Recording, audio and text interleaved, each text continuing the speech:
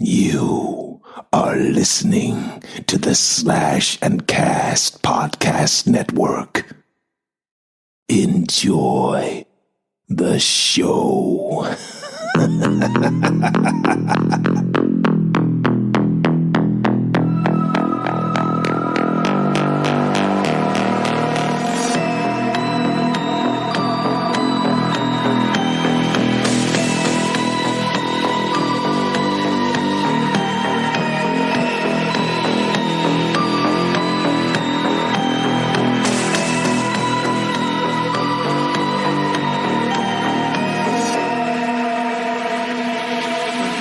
Welcome back to the Kill Dead Podcast. I'm your host, Grae, and tonight I'm joined by my motherfucking friends.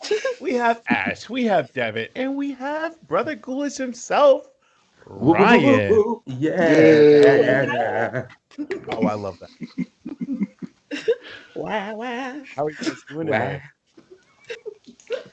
I am peachy. Psych. I am splendid right now. Splendid. Yeah. I'm getting classy on y'all. Uh-oh. Yeah, I don't think I've ever heard you say that word. I'm gonna start using like long words and shit that are like sophisticated or whatever. Well, I have one thing to say to that, Devin. I am flabbergasted. So I have to look up flabbergasted. Give me a second. me too. I'm just kidding. How are you, Grae? How are you? You know what? I am doing great. I am just coming off of Clubhouse where I got the pleasure of listening to Ryan and a couple other Black horror creators talk about the Black experience through their eyes. And I think, and I'm not well versed in Clubhouse, guys. I will be the first one to tell you this. I think it has put me in the mood for this conversation. Tonight we are discussing Them, the new Amazon Prime TV show or series. I guess you can call it series. I don't know how it's going to release. We were kind of talking about this beforehand. It may be binge-worthy. It may be episodic. We'll see what happens. But it's from the creator Little Marvin, who I don't know from anything else before this week. Just being honest and transparent. If you guys have been to his other projects, I didn't even bother Googling him because he wasn't on my radar before, I guess, 7 days ago. Are you guys familiar with his work? Same here. Like I'm not really familiar either. Like, and I'm on. I just flipped over to IMDb right now just to try to see, but I'm not familiar with his projects. Like this will be the first for me. I had to see what he looked like. And I guess looking him up, he's doing an Untitled Teddy Pendergrass biopic. So I wonder if that's the film with Tyrese. Wait, is he starring this? Oh, never mind. So, yeah, I'm not familiar with him. Which is okay. I don't think it's going to hurt anything that we're not. The good news is that he did a thing, and we're going to talk about it. But first, Brian, I want to thank you for sending the invite out to your Clubhouse. That might not be the way it works, but thank you for helping my old ass get on there. I wanted to start the show with this because Them seems to have people divided. Some people are very for it. Some people are very against Black trauma depicted in horror.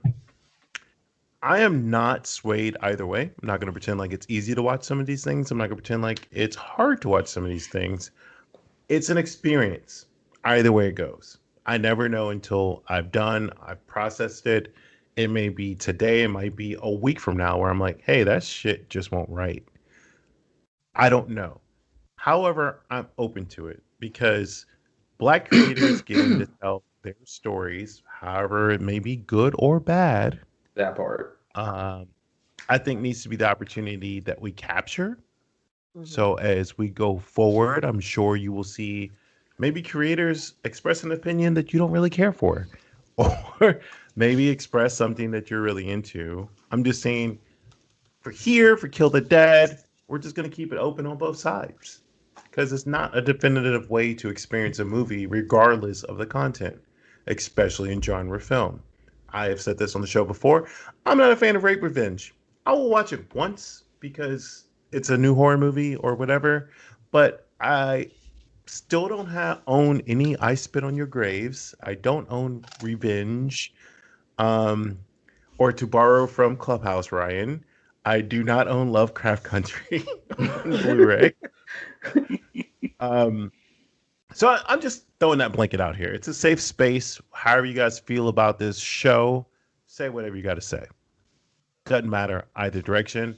But I just wanted to reiterate, as people of color tell their stories, good or bad, just remember there are thousands, a plethora more white stories or black stories told by white people handled poorly, or minority stories told by white people handled poorly that we still supported. So at the very least, watch it in its entirety. And if you still feel some type of way afterwards, it's fine.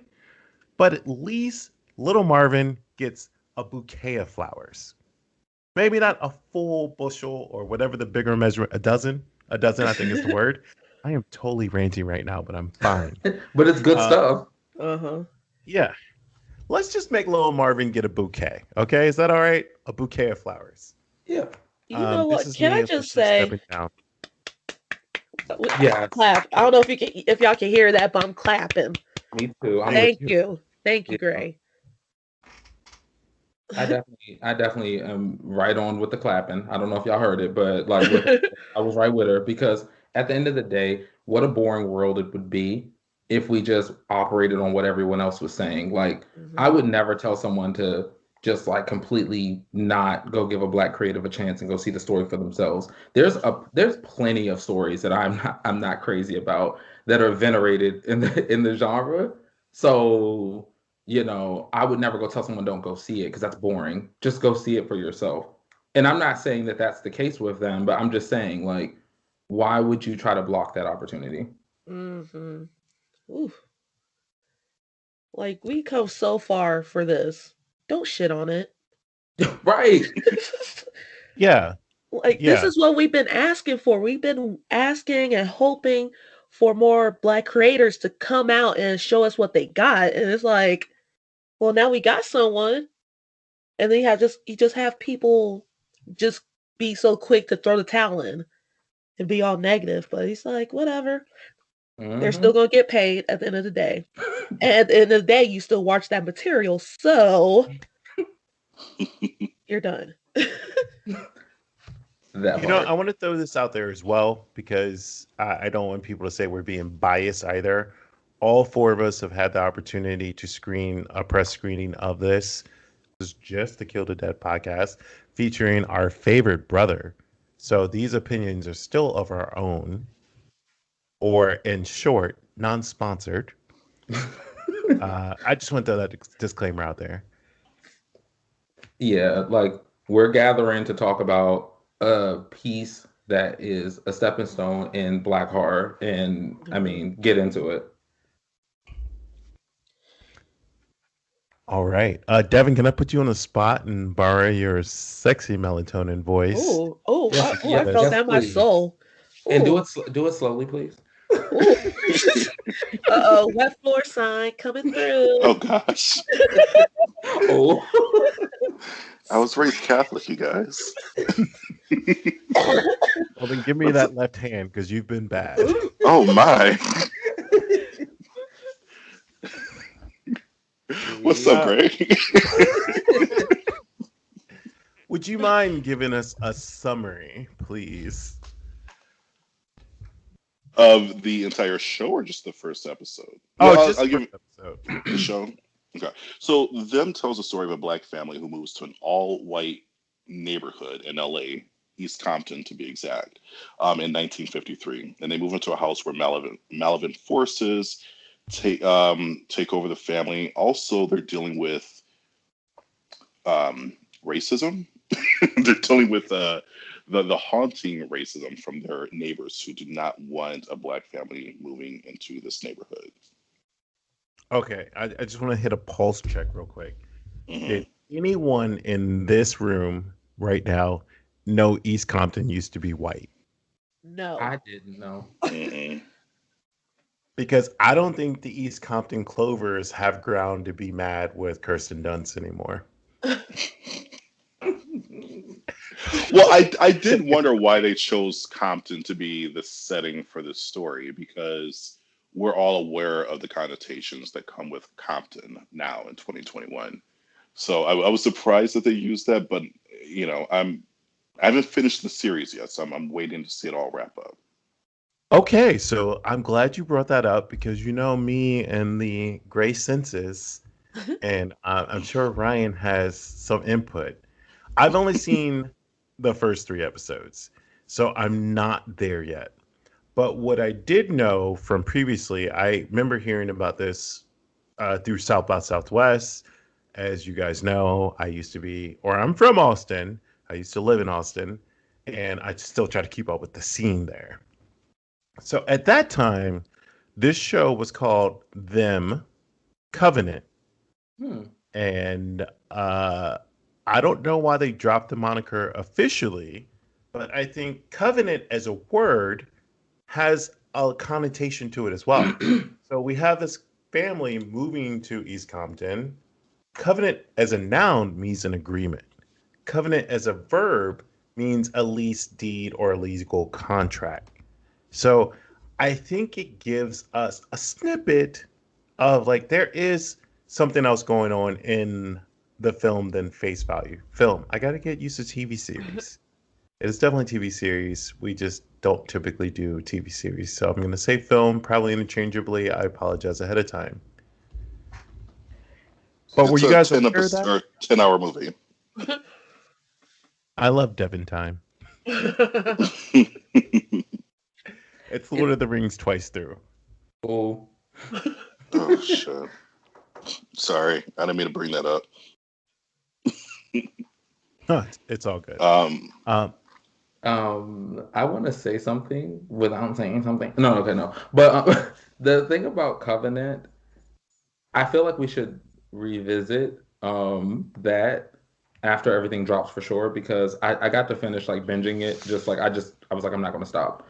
And there is a little bit of context to that in the later episodes, and that's all I'll say. But so you yeah. have seen it in its entirety. it's definitely something. And I didn't know that tidbit, by the way. I didn't realize that that was the original name for it. So when you said that, I got on the Google machine and I'm like, child.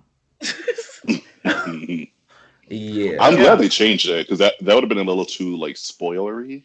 Yeah. Yeah. And Okay, well then, can we go further down the gray hole? sure. Ew. Oh.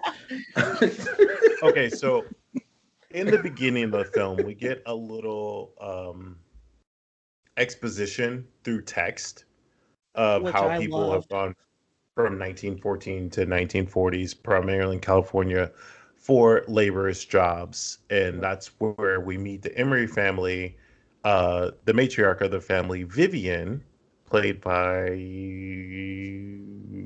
damn it, Deborah Aorind. I don't understand. And Yeah. she's having a She's flashback excellent. to a scene that we're not aware of.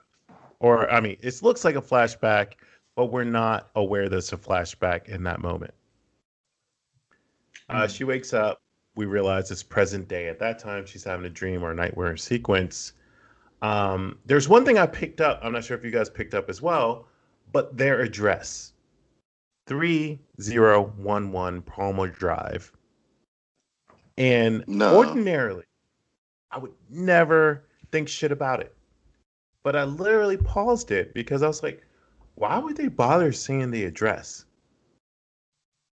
So, as my good girlfriends from Girl That's Scary Cat and Jazz would say, I jumped on the internet machine and I started looking up the meaning of the numbers because I was like, that has to be significant. And of course, 3011 does have a significance if you're believing on things of a spiritual realm, which 3 plus 0 plus 1 plus 1 equals 5. 5 is the exact original numbers of the family. And if you were to believe in the spiritual sense of things, The number 5 resonates with the influences and attributes of personal freedom and the unconventional individuality of non attachment and change in life lessons. Yes. So I think that it is setting us up for what we're about to experience, coupled with Palmer. Palmer is means a palm bearing pilgrim. I went full Grae on this, by the way. Yeah. And I was just like, okay, it's a pilgrimage. And I kind of stopped there for a second. But then I was like, I don't know what palm actually means. So I took it a step further. Ooh. Palm actually means bold, or the German expression means bold. So it's a bold pilgrim or pilgrimage, if I'm going to translate it. And I thought that was interesting that a family of 5 is making a bold pilgrimage. Now, there's something to suggest that we have already lost one member of the family. However, that's where my intrigue set in. And this was like 2 minutes into the film. I'm getting my life over here. I know you hear me snapping and shit. So I'm just going to pause and see any reactions, or if you guys picked up on this, or if I'm just fucking on a tangent. Feel free to stop me. No, I need to start paying attention to numbers. Shit. Right? I'm just trying to figure out, where do I know this actress from? Right. The funny thing is, I'm always doing like, because I'm very like intrigued by spirituality and numerology as well. So I love that you took me on that just now, because I haven't did that dive yet. I was like binging like crazy. It was only a matter of time before I went back with my shovel too. But what you came to, as you continue to watch the series, there's significance there as well. Like, it's just crazy and it's exciting actually. I mean, if I smiled anymore, I'd probably look like Art the Clown. So I should probably chill. Well, I just think it was interesting because we also get, their names as well. Because Vivian is introduced as Vivian Lucky Emery. Henry's introduced as Henry Emery. Through things that we see on the screen, it isn't necessarily said aloud just yet. But then that also led me down to my secondary hole. And if you were to look up the meaning of Henry, and I don't know how this plays into it just yet, as I've only seen 3 episodes, but I'm assuming it's going to play into it. Henry translates to ruler of the home. So maybe we're already identifying our hero or our savior, as well as the last name Emery stands for strength. So it means that all of these people, or the 4 characters that we have left, are strong in their own right in some type of way. We know someone's going to be lucky. Someone's going to be exuberant, possibly Ruby. And then Gracie might be the voice of reason, just by going at their names as surface value. So, no, Dev, go ahead. No, I'll just say that's like mind blown over here, right? like that's pretty deep. It was just I don't want to use the word triggering at surface value, but when these things appeared to me, my mind just wandered, because obviously we can't have an episode without saying this, because everyone does it. It's being compared to Us, Yes. a Jordan Peele film. I don't think that's rightfully so. I don't compare every white film to the last white film that I saw that was good. So I think that, or I shouldn't say white unjustly, but we don't do this with any other genre. How about that? Right. Yeah, that's true. What quinky dink that the daughter from Us is the daughter in the series. And I think that's where it comes from. They're just like, Yeah. oh, it's called Us and it's called Them, and then the same girl's in it. It's got to be an unequivocal sequel. And it doesn't make sense. She's an actress and she's going to get the jobs that she's qualified for. Simple as that. Yeah. I don't like. I love Meryl Streep and almost everything she's in. I probably watch The Devil Wears Prada more than some of the horror movies I own because I she's love that movie. phenomenal in it. It's Yeah, just one of those things. I would never compare this show to Us, and I like you said, Grae, I think it is because it's a black project that deals with identity, and maybe people are making that correlation there. I think it's more comparable to or comparable to Lovecraft Country, at least for Mm. me. Yeah, They're Yeah, that's and I've seen that too. yeah, and I mean that I get more so, and okay, I'm gonna say something that I might lose all my Twitter followers on. uh-oh. I liked Lovecraft Country, but I didn't love Lovecraft Country. But I think I love them so far. If I had to compare the two. That's how I feel. Oh, good. Okay. And I Like, oh, go ahead. no. Go ahead. Go ahead. Oh no, I was just going to say, like, I enjoyed Lovecraft Country, but at the same time, it had me confused like crazy, and I feel like that's one of the reasons why I'm like kind of hesitant to buy the Blu-ray set.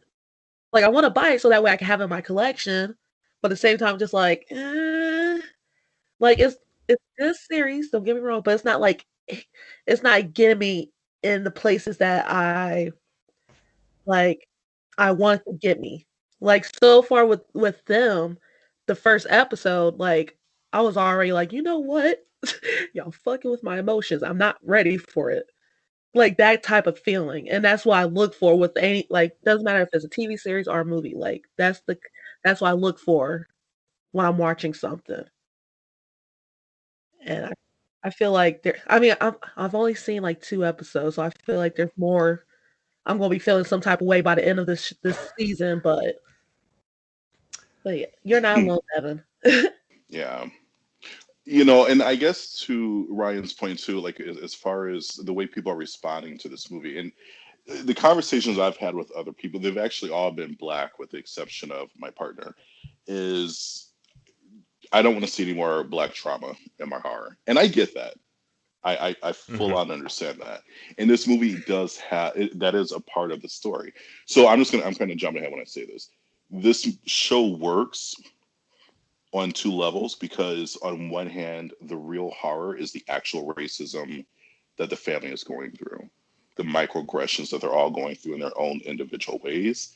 But then there's also the actual supernatural element to it, which I'm not sure is actually even needed. But again, I haven't finished the show yet.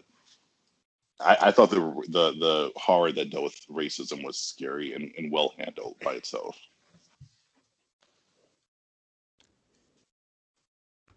I think that it's interesting that you just said that because I read an article, and I'm trying to pull up the article name, but I might not be able to do it in time.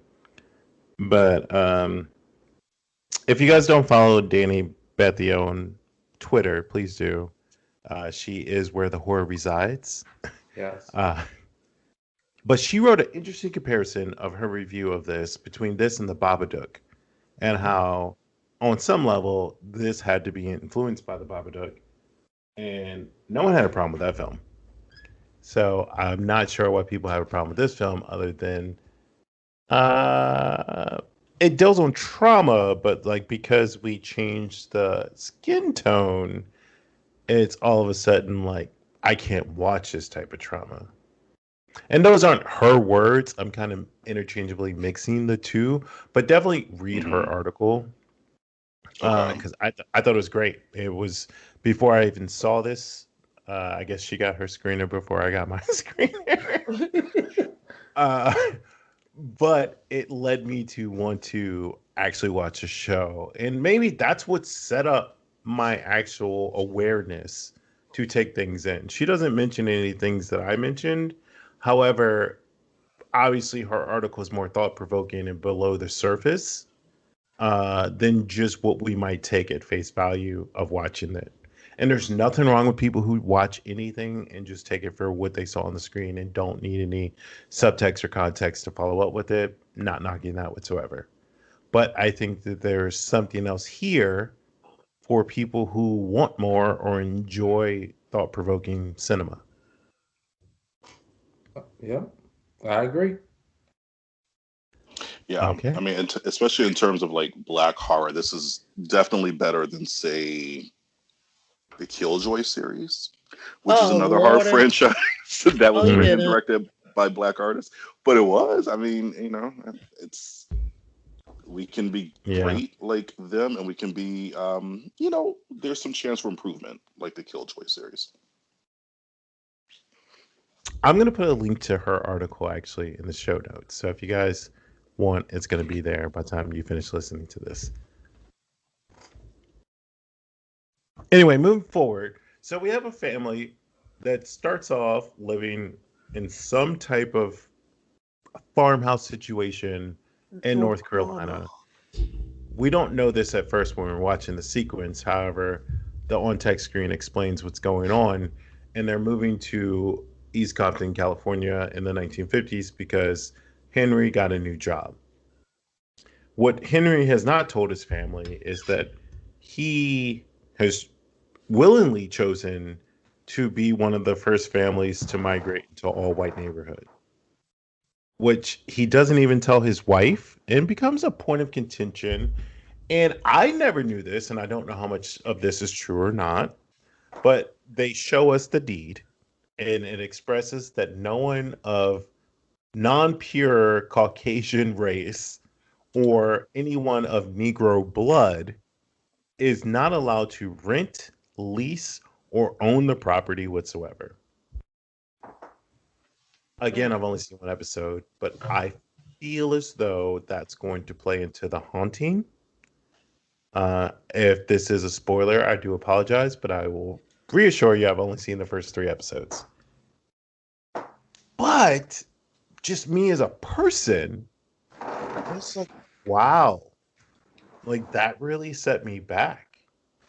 I didn't like I assumed there was black housing and white housing, but I didn't know things of like if you're a mixed race, you're not coming here either.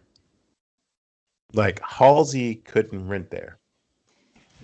Why is Don't because talk of about my girl. Don't talk Mariah about my Carey. girl. And that's not shade.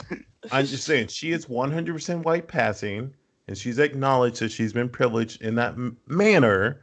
However, she is a biracial woman, and her father is darker than me. Oh shit! Nicole Richie couldn't go there either. I just thought about that. Yeah, yep, Or yeah. They Rashida let Paris Jones. in and keep her out. Anyway, moving on. We better stop. This is gonna get super interesting.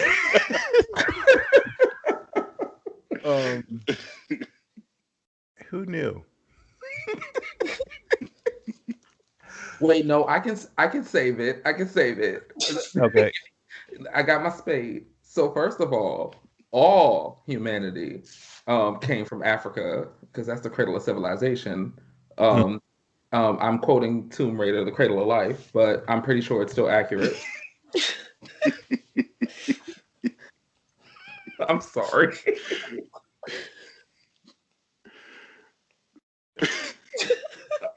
So nobody could rent there. I mean, sorry, not rent. What's it called? Mortgage. Own. No one could live there. There. Ooh. Right. You okay, right? No. This is a cry for help.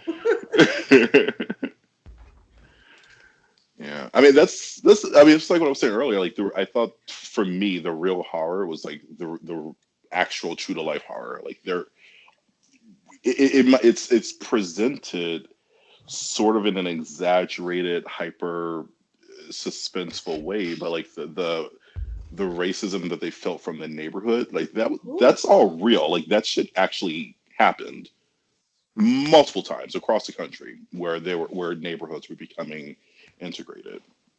And like you said, Grae, the deed that said, you know, no one of any Negro blood can live in this house, that was all real. But it's presented as, I don't know, it's just presented as just part of the story. But that shit was scary, you know. True life. Mm-hmm.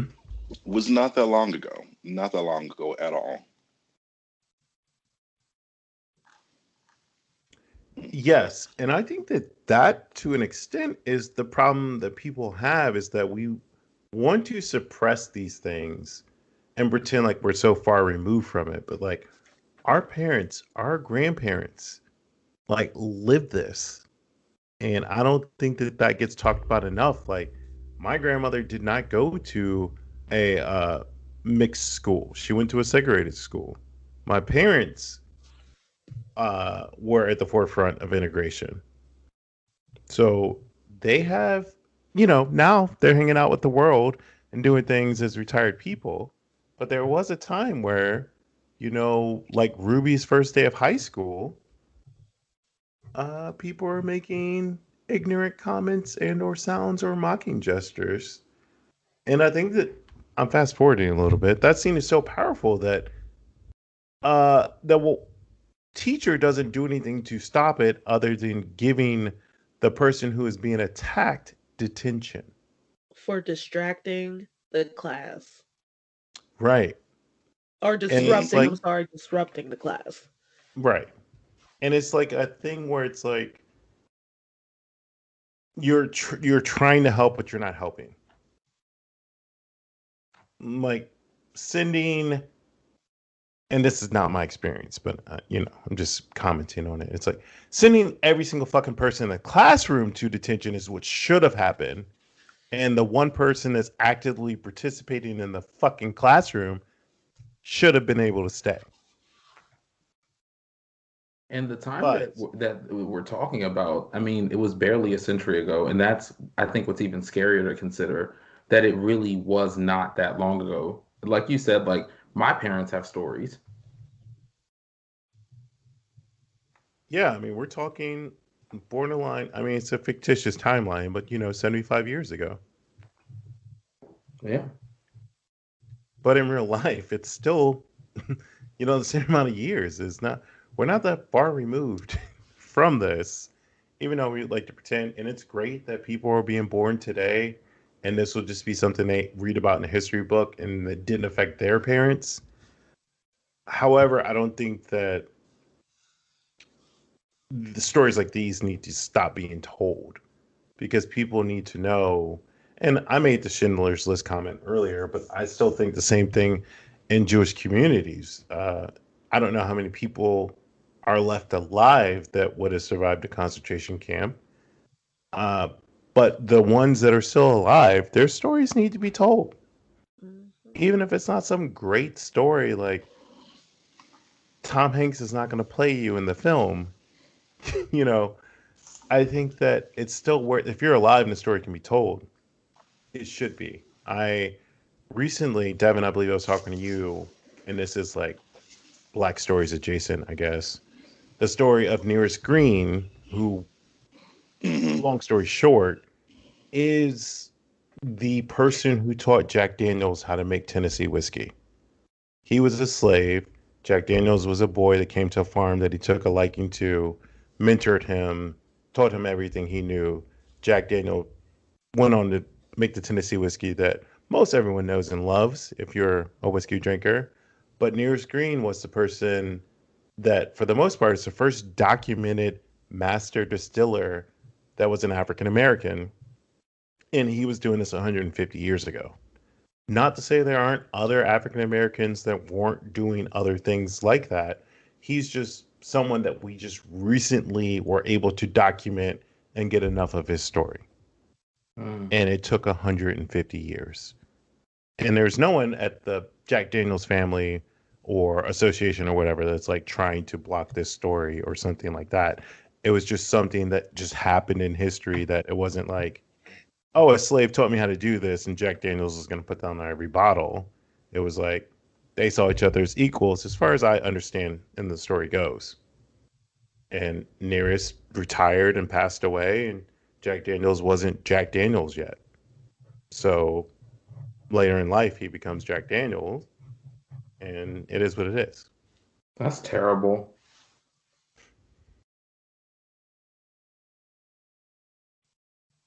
Yeah, I don't. Go ahead. No, we're gonna say.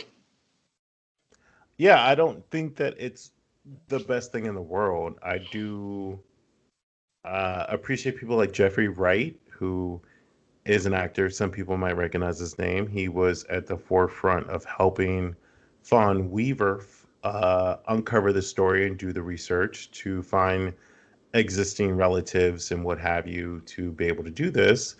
And now they're producing his whiskey, so to speak. This is a huge tangent. Sorry. Uh, it's blended right now, but obviously, if you start a new distillery, it takes time for things to age. So they have a master blender who is a fifth generation mirrorist, but at some point, that blender or whoever her successor is, African American woman, I should point out, there's not many in the bourbon whiskey field.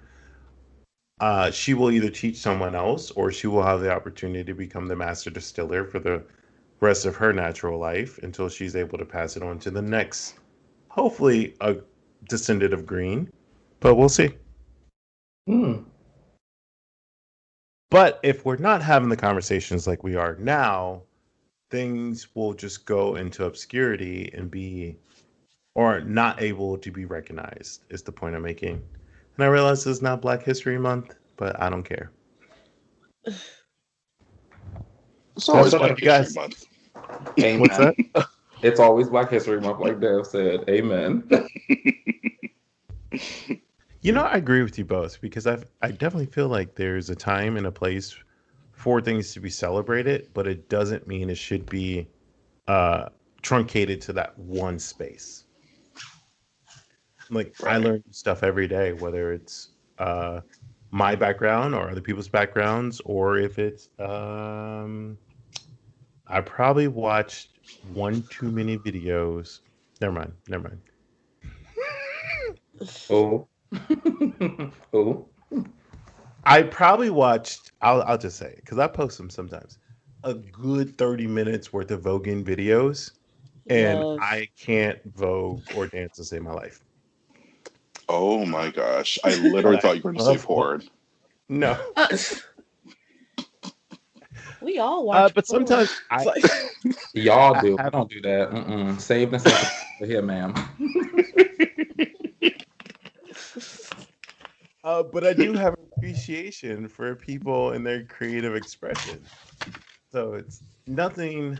I don't know. Maybe I'll get super drunk and go to a ball one time, and then we'll see what happens.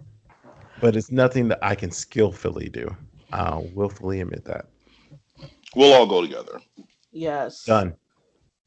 I'm about to say you don't even have to be drunk. Like if you come to come to DC, you live up the street. When everything opens up, like I will take you to a few events. It's actually a great time. I am down because it would be nice to experience it and not watch it through my phone. Once you start, you can't stop. That's so true. It's so true. I don't know how we got here. I'm sorry. I've derailed the show. Going back into this, so Gracie and Ruby, the other daughter, no, Ruby. the mother. Oh. Lucky. Yeah, Lucky and Gracie are at home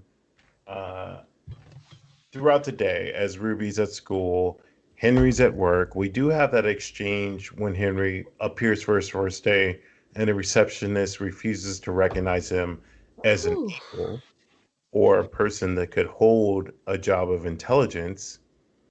And Henry is greeted or thrown upon another African American who voluntarily says, I will take care of him or show him the ropes, something like that. And it's kind of an exchange that I enjoyed because clearly the second African American man, I don't know if they ever gave him a name, but Henry only sees him as an equal person. It's not like I made it, I'm code switching, and you're below me or anything like that. And he even shakes his hand at the end to that gentleman's delight or surprise. And I thought that that was a nice touch, that it wasn't like every African American in the past was like, as soon as I'm recognized by white people, I'm leaving my people. Right. I'm going to leave some shade from the pre-chat out of this conversation. Let y'all Mm-hmm. know what I'm referencing.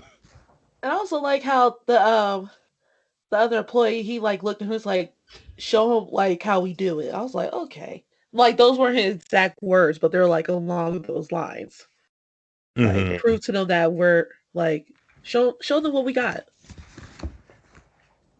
Yeah, like he is championing him. Like, hey, I'm not mad that you got it here. I'm happy that you did. Now it's your time to shine. Do it for all of us. Lifting each other up. Henry's at work. At this point, we do know that the. I thought this part was interesting, highly offensive, but the Caucasian ladies in the neighborhood used their privilege to stage a sit-in outside.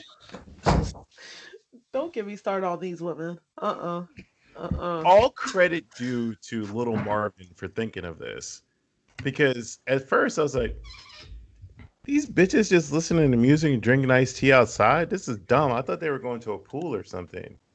And then as we see Lucky or Vivian trying to straighten up her house, we get the view of what's outside of her window, and it's all the women sitting outside trying to intimidate her.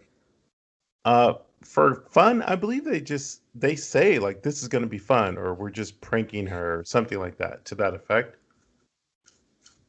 I should have wrote that down. Yeah, I think they said this is gonna be fun. Yeah, and I don't know if you know my grandparents or nor my mother has ever said anything like this happened, where non-African American people try to intimidate them. However, at this point, I think it's where I realize Betty, played by Allison Pill, is a motherfucking Karen. Ooh, yes. Hardcore. To the extreme. Yeah, like the OG Karen. And if you're listening and that's offensive, I do apologize. I am just going with popular terms Well, at the current time. why would that be offensive? I mean, that's what I'm Because saying. I think when we're talking about race and namings and names in the subject matter of this series, that they'd be like, okay, well, it's all right for me to say the N word because that's the way they're being betrayed in this series. I want to talk to that person if that's their mind, if that's their mentality. Just DM me. We'll have a conversation if that's the way you think. And that's I Need You, Jesse. Mm-hmm. Like I said, I'm just trying to be fair on all spectrums. However, I do like the character. I think if Allison Pill doesn't win some type of award, just based on the 3 episodes I've seen, that would be because, like, looking at her in Scott Pilgrim and looking at this performance, like she's got some chops. It's impressive. Like I wouldn't think it was the same actress, but clearly she's showcasing her range. Right. And I keep Which forgetting that she was in that film because every time I see her, I think of Confessions of a Teenage Drama Queen. That okay, was Lindsay Lohan, but yeah, I'm sorry, I didn't mean to cut you off, but no, like I mean I'm a Lilo fan. she, she's a great actress because she got me hating her hardcore. I'm like, oh, if I was there, or in the words of the family, dumbass bitch. Oh yeah.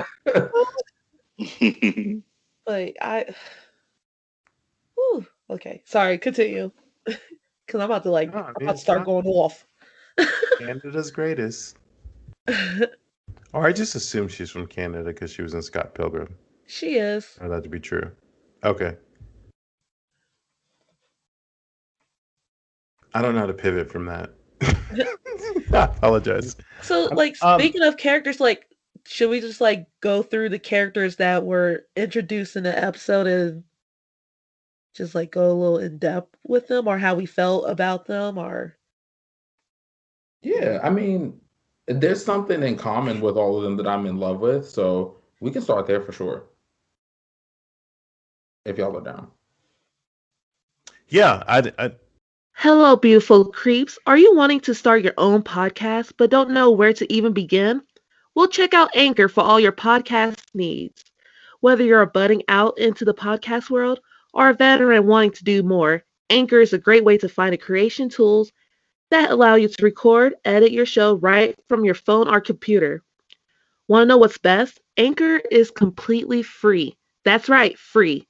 So what's stopping you from achieving your dream? Join Anchor now and let your voice be heard. All you have to do is download the free app on your phone or go to anchor.fm on your computer to get started. take it away, Ash. Oh, okay. So I guess we'll start with the with the Emery family. So we could start with the mother, Livia Lucky Emery. Is her name Livia? I've been saying Vivian this whole time. God damn it. Yeah, it's Livia Lucky Emery. That's how Why they have none it. of y'all say anything? See what happened was. I'm just kidding. I quit. So, what was like your first thoughts of her character? I had a positive like reaction to her when I first saw her. But I think it's just because there's something very striking about the way that she acts that she's so believable Yeah, that it's immersive almost, like it just pulls you in. right. Yeah, I agree with you. I know, like, her character, like, she's strong. She's been through some shit. And it's Mhm. like, she's not gonna let people tear her down. Like, if you're doing her wrong, she's gonna let you know. She's not playing around with you. So I Yeah, appreciate she's I don't like I appreciate them not shutting her character down. Like having her like making her character believable. Like they're not taking her voice away. Mm. I didn't think about it that way, but that's exactly what it is, isn't it? Like they're giving her that power, and she's Yeah. not just a weeping willow. You know, she's strong. Hmm. yeah. Yeah, I thought that she was a very relatable, just as a normal person. Um, but like you said, Ash, that she's a strong-willed woman. What I did appreciate too, that even though she's strong-willed, she wasn't. She didn't have. She had weaknesses. She had moments of fear. She had moments of anger. She had moments of questioning her own sanity. And I would say my final takeaway with her character and also with Alison Pill's character of Betty is that it's both characters represent kind of this dangerous type of woman that we see. So I think that Lucky represents the angry black woman, so to speak, and then Betty represents a Karen, and how both of those stereotypes are used in a dangerous manner. I don't think that Lucky is an angry black woman. However, the perception from the people around her is that she's an angry black Hmm. woman. Um, I'm a few episodes ahead, so I don't want to give too much away because I can't remember everything that was in the first episode. But her reactions and what the neighbors see, they would label her as an angry black woman, but she's not. She's actually going through some really traumatic experiences, and no one is really talking about that. She's not communicating that with her husband and her kids, and I'll stop right there because I'm getting into spoiler territory. I don't think so because we do see in. Oh no, never mind. That's not. It's You're right. it's funny, Dev, because what you're talking about is like it's like right on the nail. It's that she's strong and she's fighting for what she believes in, and that's interpreted as this angry black woman. And I don't think that that's a departure from what people deal with in real life. So I Mhm. think that is really cool. And I notice how in this story, especially in this first episode, you get that sense that it's actually kind of bled over into the other family members. They all have that fight. The Emerys, Mhm. they definitely have fight in them, and that made me excited. Because what I was afraid of is in the face of the horror that's going to be, 9 more episodes, are we going to have a frail family that is of color? Because I'm not ready for that experience.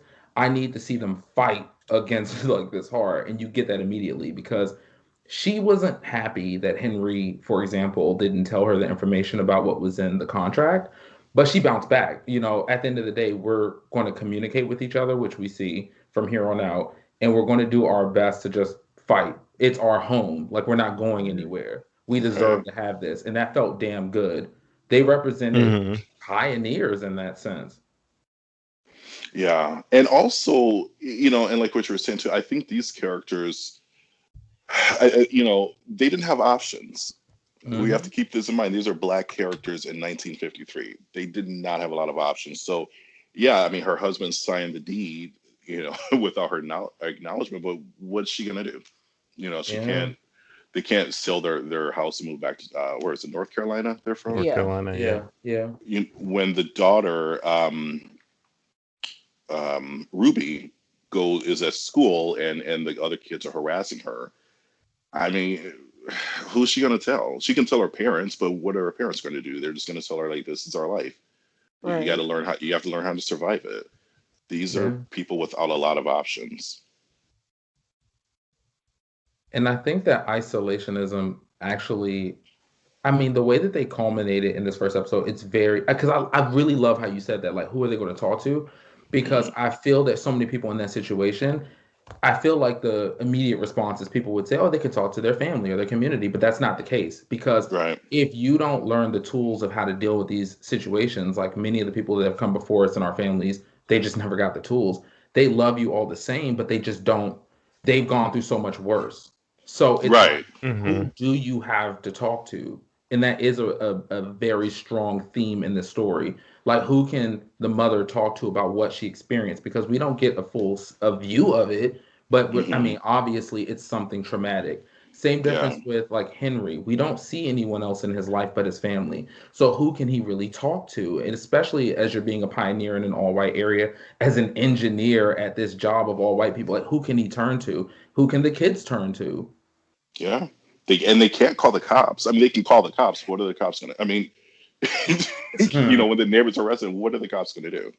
Nothing, essentially. I mean, these are people without options, and they're trying to survive. And part of survival is keeping everything buried deep down inside. Yes.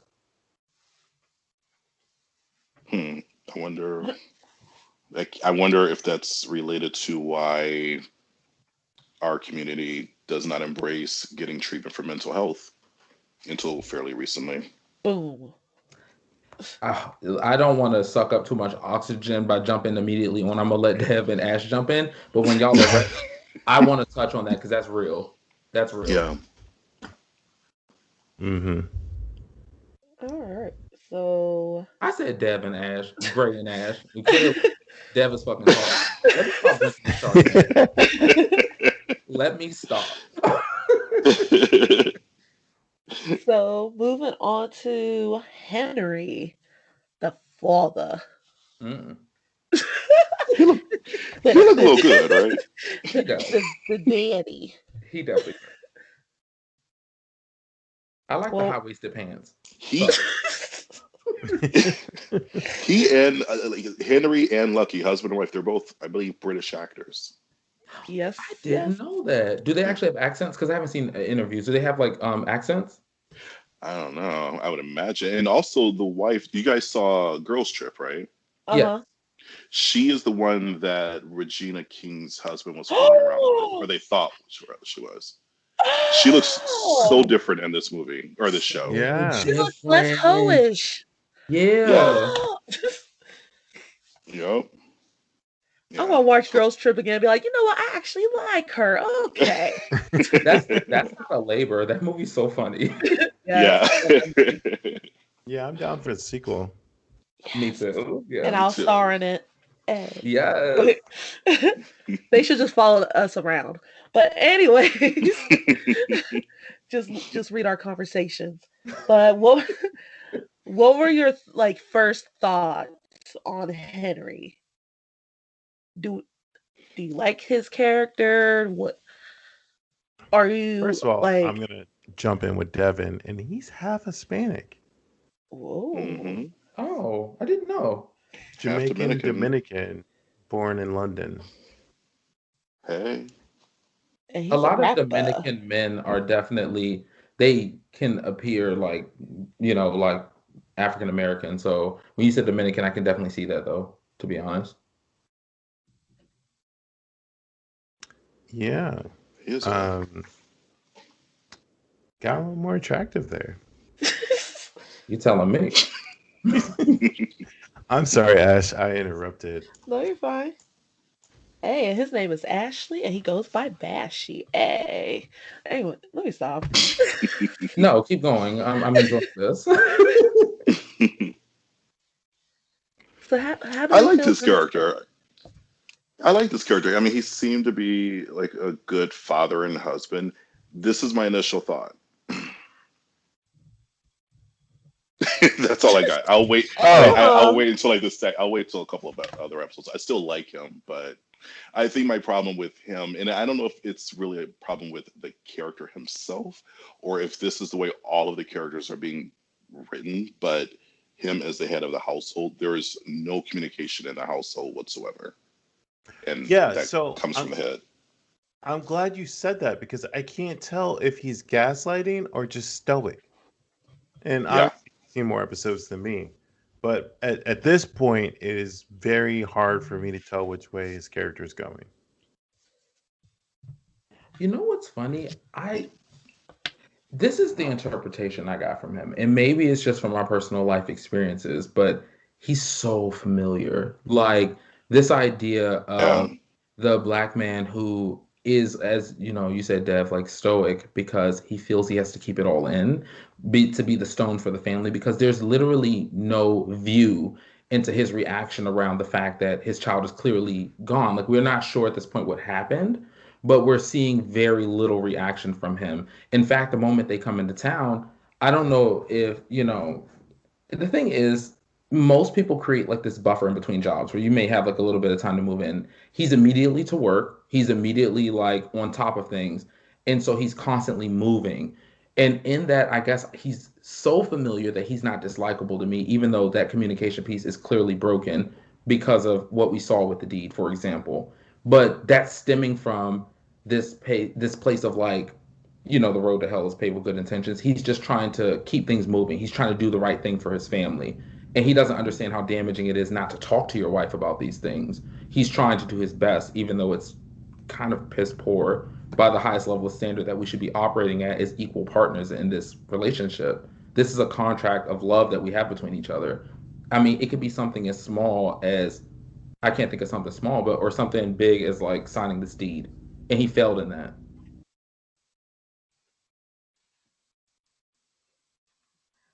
Yeah. Exactly. There's like this hardened exterior. It was probably true for a lot of men at that time. I mean, black, white, everybody. Like men had to be these emotionless Machines. silos, yeah, of power, and I work and I come home, I want my food cooked, and that's it. Like there wasn't a lot of nurturing with a lot of men. So this, having Hmm. said that, this father, and I might be jumping ahead, he is presented as a very hands-on, loving father, which is Yes. great.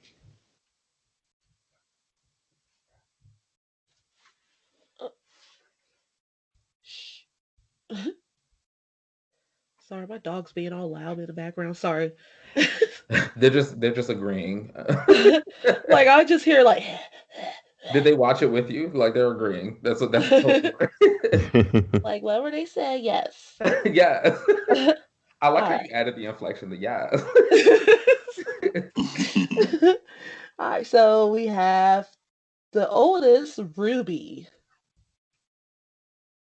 First in like initial impression of her. If I'm going off this episode, I'm not getting a lot just yet. Yeah. Yeah. She just seems like a teenager. Yeah, she was just there. Yeah, I don't. I don't know. We see. I don't know how her friendship. I'm assuming budding friendship is going to go with this character she meets in the principal's office. It seemed like. Uh oh. Uh-oh. It seems Ryan like knows what I'm it's talking about. I sure enough do. No, I really do. Like it's a lot to be seen, and that's what Yeah. I'm saying. Yeah. Like, I Yeah. feel like I know where it's gonna go, but at the same time, I don't know if I want to know. Oh no, Don't you make want to me, know? Trust me. because like Well with then, their dialogue, I was just like what she's like what the girl said to Ruby. I was like, oh, Oh, like I felt that. Like I've been there before. Like she's her compliment, and I'm gonna say that with I'm doing air quotes. Her compliment to Ruby. oh, I forgot about that. You're referring to when she said, "Oh, you're pretty for a black girl." You're talking about that? Yes, Okay, yes. yeah. okay. Yeah, that slipped my mind. You're right. I was like, ding, ding, ding, Which for memories. me harkens back to her mother's experience in the opening scene with Dale Daisy's character talking to. Uh, I don't think she ever gets a name, but the woman Uh-uh. and Right, right. talking to Lucky, and it's just like she's backhanding complimenting her or greeting her.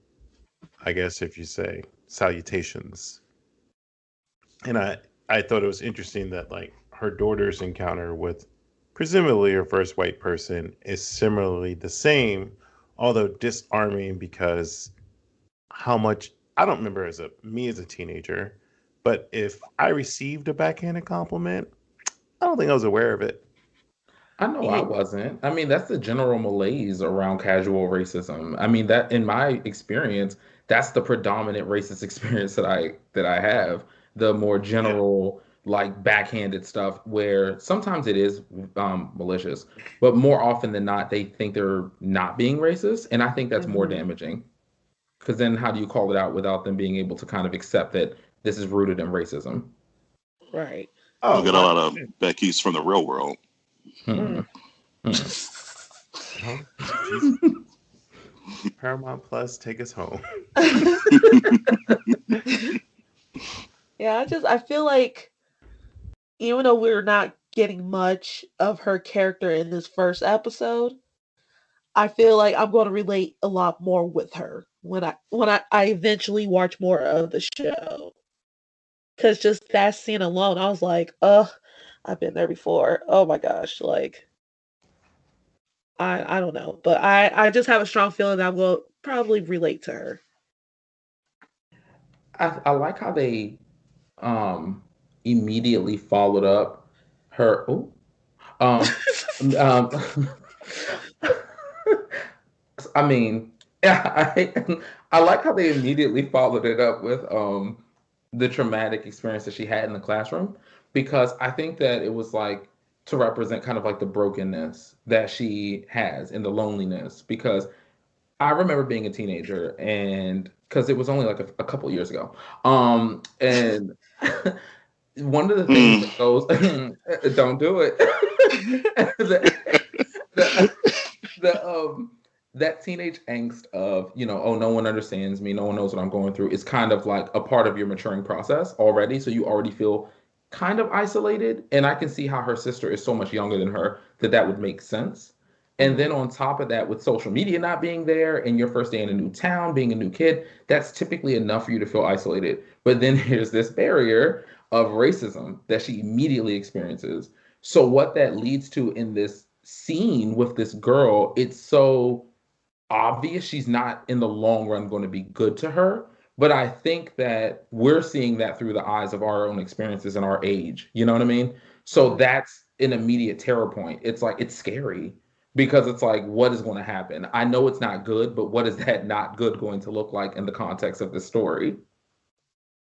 Yeah, yeah. I think also it was just she for this is a lack of a better term, but I mean she kind of just took the L because Yeah. uh, this she was the first person who befriended her, and even though it was a backhanded compliment, it was still a compliment. Right. Yeah, you yeah. know, she's supposed salt with that sugar, but I think that was enough to make any person in her position gravitate towards her new friend. You know. I would actually. I'm just being honest with you guys. At her age, I would have taken it too, and it's not something I'm Mhm. proud of, but it's just very honest. And I think it's like what Grae was saying earlier because I didn't really know what a backhanded compliment was like at that level back then. There were certain things that were more obvious, obviously, but that I would have taken that too, and it would have just been nice to have a friend. Yeah. And Yeah. I think most of us would too. I don't think like the way we hear the word colored girl is significantly different than how they would have heard that and interpreted that back in 1953. Oh Like yeah, we, we know that colored is very politically incorrect, but back then I think that was the main term that was considered politically correct, if I'm not mistaken, or semi-politically correct. Um, but it's just a whole. You're even though you're this, you're still cute, which is that's a hard backhand compliment shake.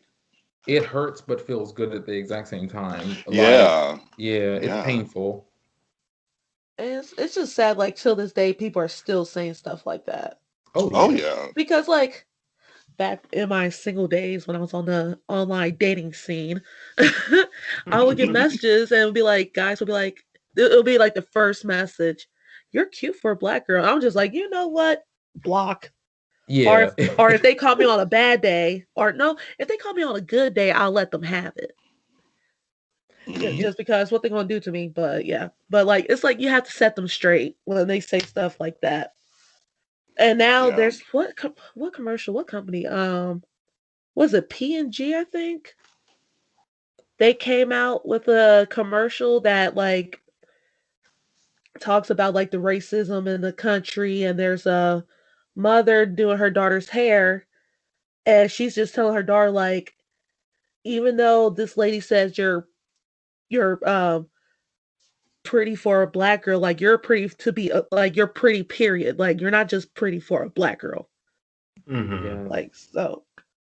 And that correction is beautiful because Mhm. we need people to understand like you are beautiful. Like there is beauty in you. It's not, and that's a whole different like tangent, but I like that a lot. And I think the current day version of what I deal with in with this is you speak well. I hate that because Oh Yep. my gosh, Yep. it's yes. so I don't know No. why it just immediately is like no. You talk like a Yeah. white person, huh? Or you speak so well. I remember I used to work at a coffee shop, and I was working with this other with the guy who was also gay, and he was white. And I think I can't remember what was I was thinking it was kind of like bad problems with my friends at that time. So I was sort of like venting to him, and I said, I feel like people just don't understand me when I'm expressing myself. And I meant Mm-hmm. that like I didn't think people could understand me like if I'm trying to express anger, like different a range of emotions. He's like, no, no, Devin, you speak really well for a black guy. I always understand what you're Ooh. saying. Oh And my I'm looking god. like, Oh my god. bitch, that's why you're single now. But Oh Right. yeah, God. I didn't like that motherfucker. But yeah, that was not that long ago. I mean, maybe 10 years ago, but whatever. Yeah, I That Like used was to what get do awesome, you man. expect us to come in talking right. like slapping my knee and like what I don't understand. Yeah, like Oh, because I stop talk proper. watching. Yeah, stop watching like Lil Wayne interviews and Right. like stop watching all these like Yeah. YouTubers who can't string two words together. Oh, because I Young said please moolah, and thank. baby. Oh, Hold up now. Not all YouTubers. but Yeah. yeah. Oh, because I said please and thank you. I talk pretty well. Oh, well, thank you. I remember I used to work. Okay, this is the last time I was this last thing for me. So I used to work at a restaurant. I'm from Detroit, Michigan, and I worked at a restaurant in Livonia, Michigan, which is a predominantly white suburb of Detroit. And I was maybe 17 years old, 16, 17. I was working there, and I was just chopping up onions with my boss next to me, older white guy. He's like, Devin, I really like, working with you and everything. Like, are you sure you're from Detroit? And I'm like, yeah, why? He's like, Oh my because you god. show up on time, you do your job Uh-uh. well. And like, I didn't, and I remember me at that time thinking, I don't know how to respond to this because he is complimenting me, Yeah. but he's also Wow. like dissing me at the same time. So just do better, people. Please. Just do better. It's Just do better. So Good times. good times. Good times. I'm not doing it. I'm sorry. I'm sorry. don't do it. Just looking out the window. Watching the asphalt grow. I think that's the words. I forgot. But Good times. hold on, wait, no, That we is the can't do that. saddest song. temporary layoffs. Scratching it. The song is so depressing. So very. But sorry. Okay, so Yes. moving on to Miss Gracie. And she is so cute. I love. Okay, this child. Okay, let me just say she's another reason why I don't want to have kids. Yeah. Oh, Uh-oh. so if again, I don't know if it's just shot well or if she is truly a fucking creepy kid. But when she does her rendition of the song from the beginning, yes, I was like, okay, she's good. when she got to stomping, I was like, oh, Yeah. oh. She. God bless yeah. child actresses. Like she's a good actress. Like, because her character is making me question. Like like I would not want to babysit you. No, thank you. But Yeah, I like that the character is kind of like she is a child. However, because of her mother's canter with her, she's kind of street smart as well. And I assume that's going to come into play later. But I like the dynamic between them and what it could possibly be setting us up for. yeah. And she's not annoying either. Not yet. Not yet. Yeah. Keyword yet. I'm about to say. It's still early on. You know who she reminded me of? I don't know. This is not meant to sound mean. She looks like little Nikki from Fresh Prince. She does. Oh. Yeah, like I wonder if they're related. They look. Shut up, laughing.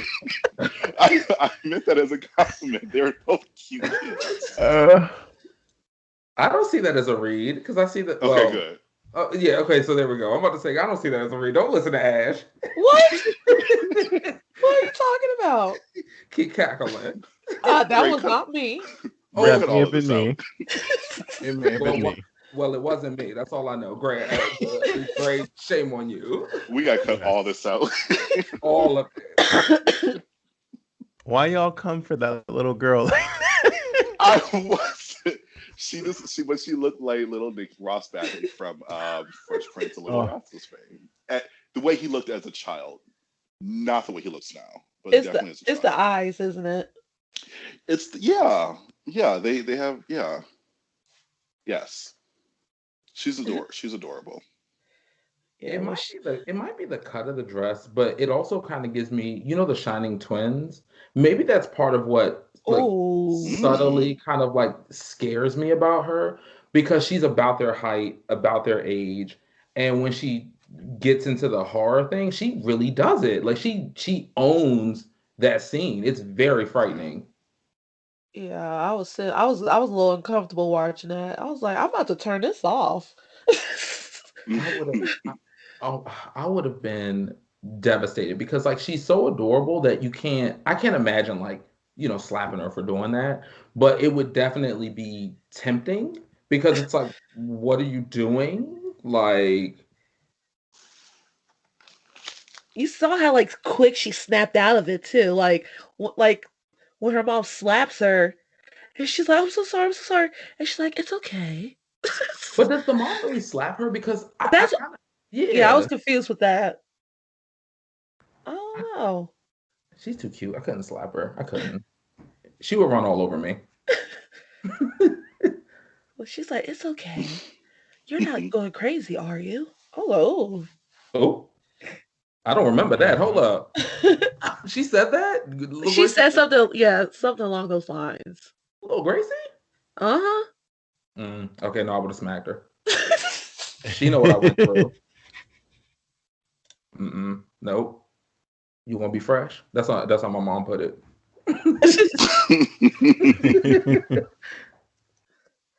So where do y'all see her character going? What do you think is in store? I think to some extent, she at least at this point, she seems like the conduit. Like she can definitely communicate and see the other plane of existence. And I think at some point she's going to be of aid to the family. At some point. What was Devin, that you want to spoil some stuff for us? I'll tell you everything that happened. No, I'm just kidding. I agree with you, Grae. I haven't seen the whole series, so I'm kind of with you on that, Grae. I think she's the one who's most connected to the supernatural element of what's happening as of right now. Isn't that consistent with how we look at kind of like ghosts and children? And also, I feel like it's not just children, but it's also like pets. And it's like you get it, like they see stuff that we don't see. And so that's familiar. And I agree with you all. I think that's the route that after the first episode, I was feeling like her relationship with Miss Vera is going to be pivotal to the central storyline because Miss Vera is obviously involved with whatever is behind the wallpaper in this house. And to an effect, I wondered, like, is whatever evil behind the wallpaper of this house behind the wallpaper of Betty's? Because you saw her picking at it in her house. That's what I was wondering.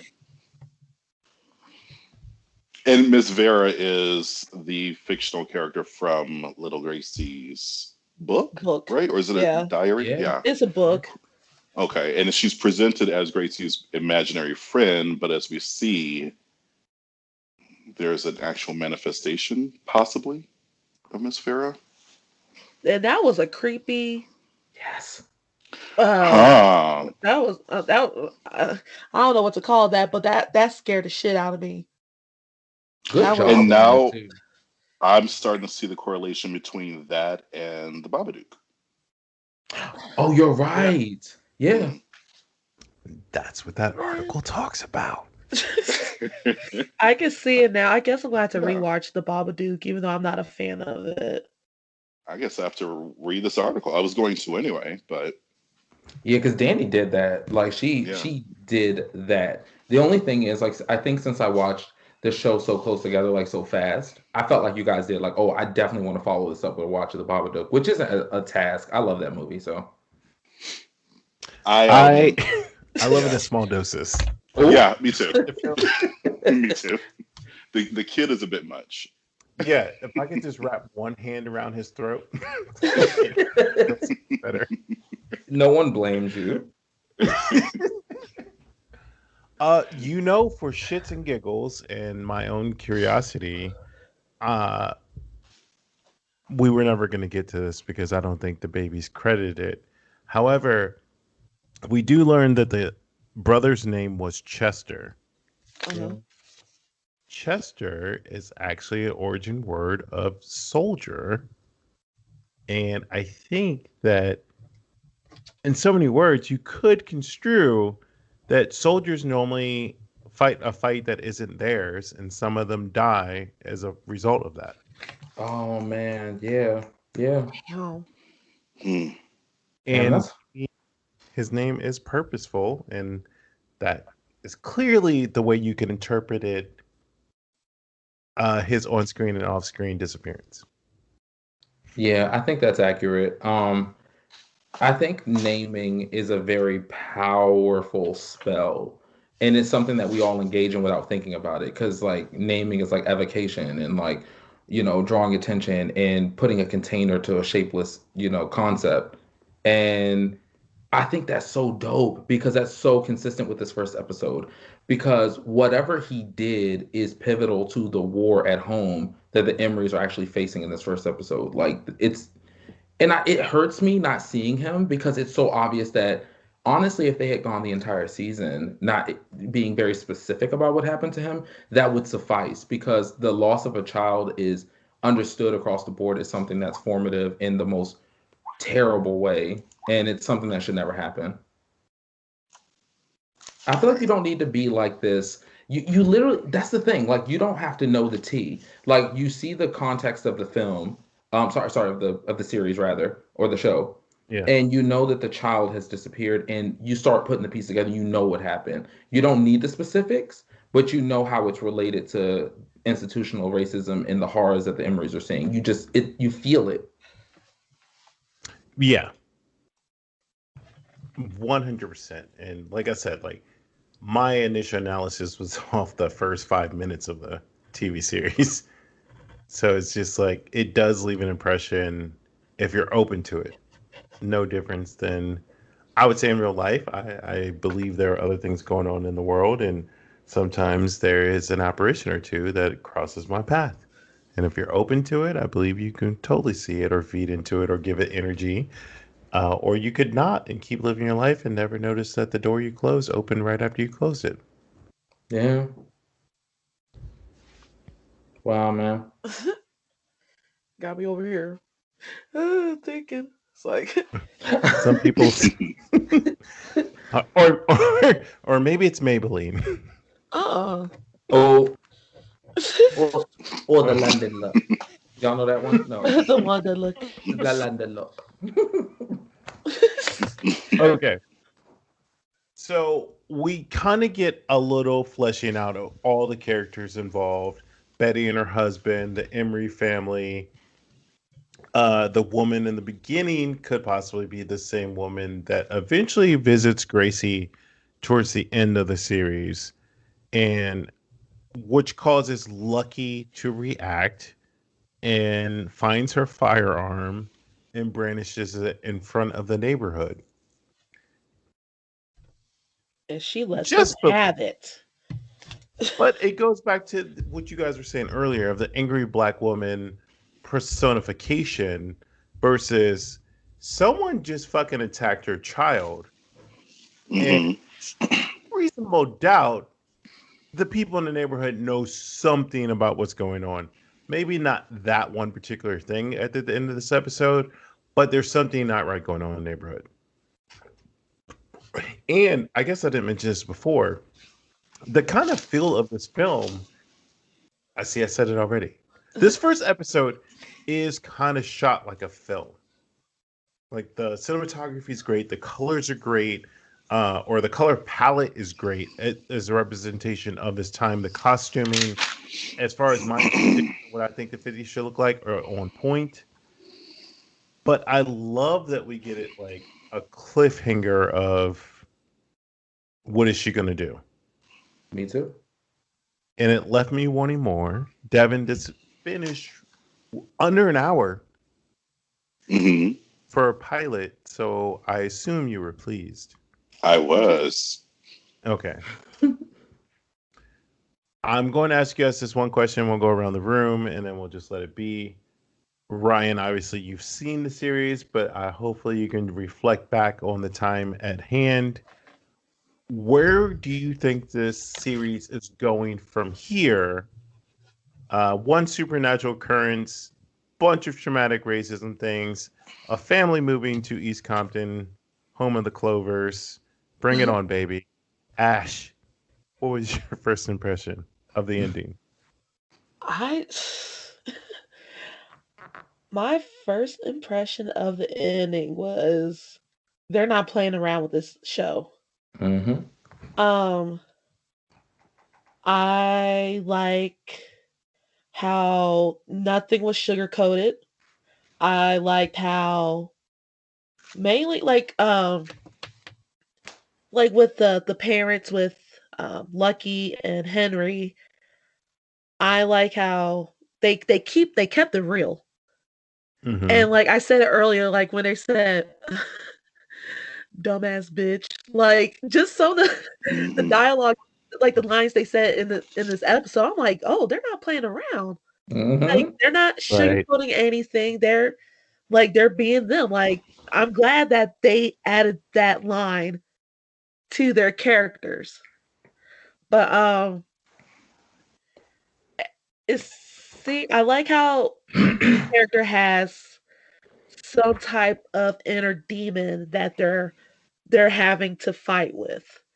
And I like how us as the audience we're following them on that journey. Um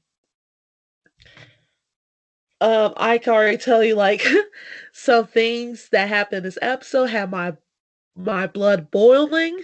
I was sitting on my Mm-hmm. couch like forming a fist. I was like that Arthur meme. I was like shaking. I was ready to punch somebody. But and I know like in my notes I put down I was like, damn, like the white people were really like bothered by us.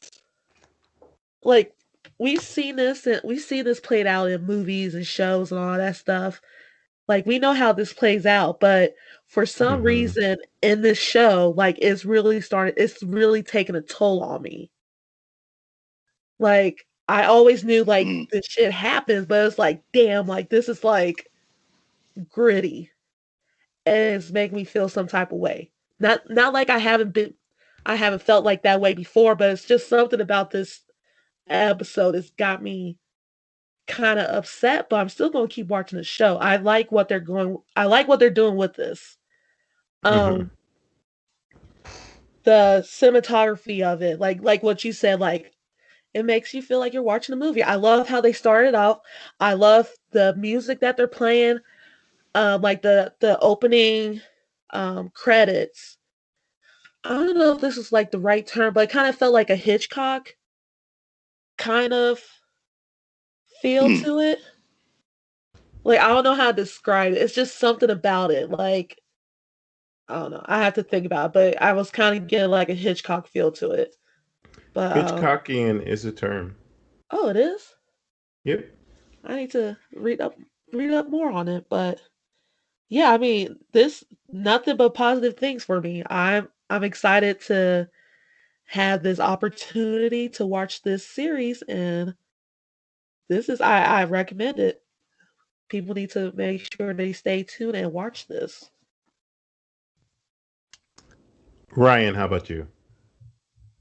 Everything that Ash said is resonating with me as well. Even that piece that you're reflecting on Ash, where she's talking about, oh, this dumb bitch, because we're seeing that fight come out in the Emeries. So I want to see that, especially face against whatever horror is going to culminate. And one of the things I think that this first episode did really well was leave a hell of a lot of questions. And that's what gets me to tune back in. Like when you leave a lot of questions, like the way that they put the shadow over what we're assuming is Miss Vera, it could very well be one of the neighbors, for example. It could be, Mm-hmm. the woman from the first scene, like you kind of alluded to, Grae. But I'm going to tune in to figure that out. So I'm excited about that. And more importantly, it had my ticker going because the way that they did it, the scene immediately before being like the powwow between the white forces of the neighborhood, and then immediately because they said something, if you remember, about we should probably do something about the dog, and then the next scene that happened, Oh, I thought that this is kind of a nod that the white families on the block are actually involved with some type of evil entity, the same entity that is keeping their neighborhood predominantly white. And I mean, not even predominantly. I think at that point they said it was only like one other family. So, you know, it's just all white, and we're going to run witchcraft to make that happen. And I thought that's what was happening. They consulted some evil entity. And it's a good thing you leave me with questions because then I'll be back. So that was like what I felt left over with it. And even with the little micro ones, like let's think about it from an overall perspective. The first scene that we saw, we don't get an answer to. What did happen to the baby? What happened to Chester? And I'm excited. I felt like the first episode landed that plane. It was very exciting. It pulled me in, and I wanted to know more. Devin. Yeah, I mean, based on the first episode itself, I was immediately drawn to the series. Aesthetically, it reminds me of like the neighborhood from Edward Scissorhands. Oh, like yeah. this nuclear suburban neighborhood, and these picture perfect families, and that's all the Emerys wanted, and of course they can have that. My only concern with the show is, and I'm only halfway through, so I don't know, like I said earlier, if this is going to be resolved earlier, but as a horror series, it works when they're just dealing with the racism that the Emerys are going through, the microaggressions. I think in the way the horror is presented in that way, I think it's super successful. And I don't know if I responded to it just because I'm Black, or if it's just a matter of fact, that's just how it was presented. Anybody can relate to this to a certain extent. But then we're only adding the supernatural element. In my head, I'm really trying to connect these two different energies with the story. And I can't say it all works, but again, I'm only halfway through this 10-minute movie or 10-hour movie. So It I'll seems have like 10 minutes. yeah. Yeah. I'll have a better answer, after I finish it. But I think that's my only concern right now. And also to my point earlier, where I said this, some people are turned off with the Black trauma that's in this series.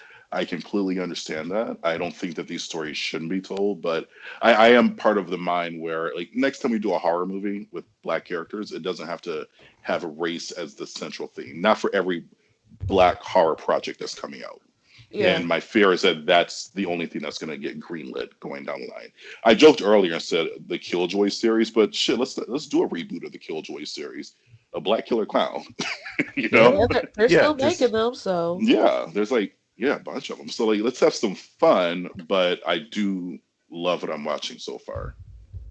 As long as it's not produced by BET, I feel like Y'all better put some respect on BET's name, all right? no.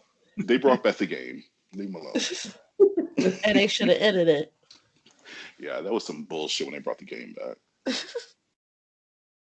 What about you, Grae?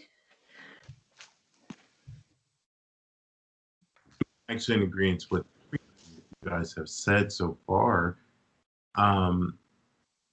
I guess the only thing that I would add to it is that I enjoy that this comes across on a multitude of levels.